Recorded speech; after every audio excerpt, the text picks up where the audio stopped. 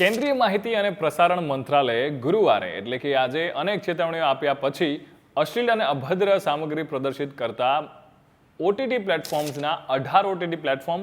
10 એપ્લિકેશનો અને 57 જેટલા સોશિયલ મીડિયા હેન્ડલ્સને રાષ્ટ્રવ્યાપી બ્લોક કરવાની જાહેરાત કરી હતી. એક નિવેદન અનુસાર માહિતી અને પ્રસારણ મંત્રાલયે અશ્લીલ અને અશ્લીલના કેટલાક કિસ્સાઓમાં અશ્લીલ સામગ્રી પ્રકાશિત કરનારા સ્ટ્રીમિંગ પ્લેટફોર્મ્સને અવરોધિત કરવા માટે વિવિધ વચેટિયાઓ સાથે સંકલન કરીને કાર્યવાહી કરી છે. ભારતમાં પબ્લિક એક્સેસ માટે 19 વેબસાઇટ,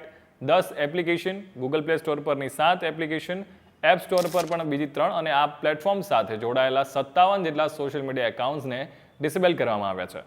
હવે આ કયા કયા એકાઉન્ટ છે જો એના વિશે વાત કરવામાં આવે તો જે ઓટીટી પ્લેટફોર્મને બ્લોક કરવામાં આવ્યા છે તેમાં ડ્રીમ ફિલ્મ્સ, મૂવી, યશમા, Uncut Adda, Triflicks, X Prime, Neon X VIP, Besharams, Hunters, Rabbit, Xtra Mood, ન્યુએફ્લિક્સ,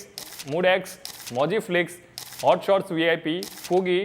ચિકોફ્લિક્સ, Prime પ્લેનો સમાવેશ થાય છે. માહિતી અને પ્રસારણ મંત્રાલયની પ્રેસ નોટમાં લખવામાં આવ્યું હતું કે કેન્દ્રીય માહિતી અને પ્રસારણ મંત્રી અનુરાગસિંહ ઠાકુરે રચનાત્મક અભિવ્યક્તિની આડમાં અશ્લીલતા અને દુર્વ્યવહારનો પ્રચાર ના કરવા માટેને મંચોની જવાબદારી પર વારવાર ભાર મૂક્યો છે. 12 માર્ચ 2024ના રોજ ઠાકુરે જાહેરાત કરી હતી કે અશ્લીલ અને અશ્લીલ પ્રકારની સામગ્રી પ્રકાશિત કરતા 18 ઓટીટી પ્લેટફોર્મને હટાવી લેવામાં આવ્યા છે. એમાં પણ જણાવવામાં આવ્યું છે કે આ નિર્ણય ભારત સરકારના અન્ય મંત્રાલયો અને મીડિયા અને મનોરંજન, મહિલાઓના અધિકારો, બાળ અધિકારોમાં વિશેષતાઓ ધરાવતા ક્ષેત્રના નિષ્ણાંતો એની સાથે પરામર્શ કરીને ઇન્ફોર્મેશન ટેકનોલોજી એક્ટ 2000ની જોગવાઈઓ હેઠળ આ નિર્ણય લેવામાં આવ્યો છે.